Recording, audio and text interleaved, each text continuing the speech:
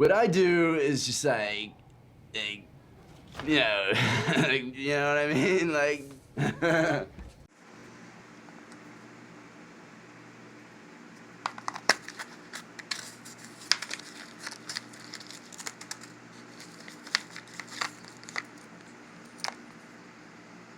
nice.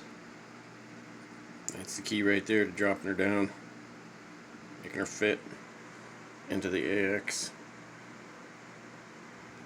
I tried putting one of those in there before, but without this it was fucking failure.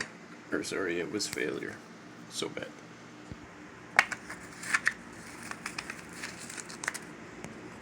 Oh yeah. Third one. These are the best. Just straight up. They're so good. Highly recommend them for your rig. This is new too. Usually the other ones are like just a little bit of plastic heat seal. I throw some black tape on it to cover that super intense blue light. I don't like lights on my rig, so covered it was.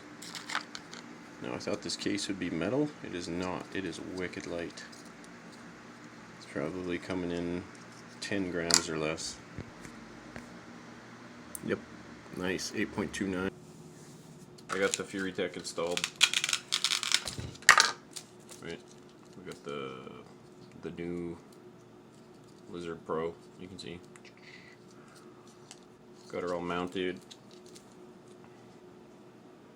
Got a piece of Lego in there to stop this sitting on the actual motor itself.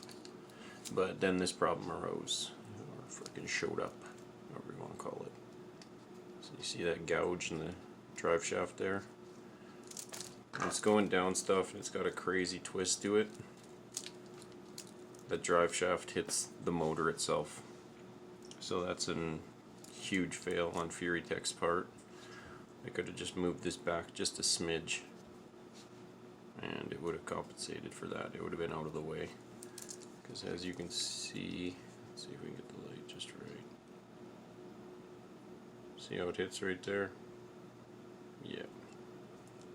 Doesn't matter what shocks you have on. If you have stock shocks, doesn't matter the placement, it's still going to hit.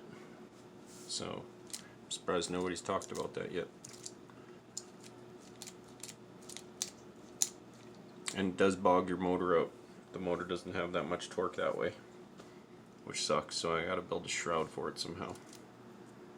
Something slippery. I was thinking about building something that mounts up into these top shock mounts, goes down and actually will hit the drive shaft before. So I don't want anything wide because that actually stops it from twisting. I want the twist, I just don't want the drive shaft being hit by the motor. So whatever I have to do for that, I got a couple pieces here I can use to fabricate something from. Mount it and glue it, whatever I gotta do. Wherever it went, I do not know.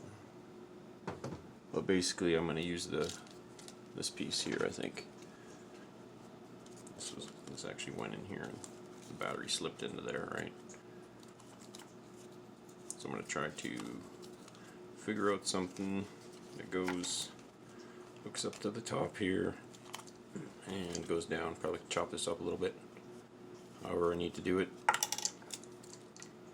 Use probably a piece of paper or cardboard as a template, figure out the dimensions, and then cut this thing to spec. Or something like that, who knows. I'll figure it out though. This thing's turned into a bigger nightmare than I thought. But this little battery is perfect.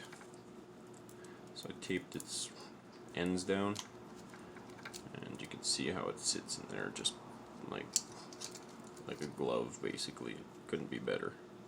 It actually ends up holding the body in place too, gets rid of some noises.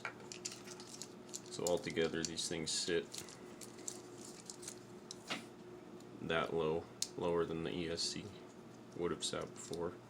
So I got my battery like literally as low as it can go in there, which is awesome. The ESC is basically at the battery's height, which is great, and the receiver is kind of just stuck in there as well.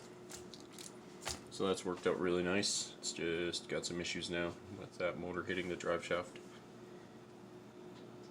Crawls awesomely slow. You can choose your line just right, but it's really annoying having that motor when you're doing some twist. Excuse me.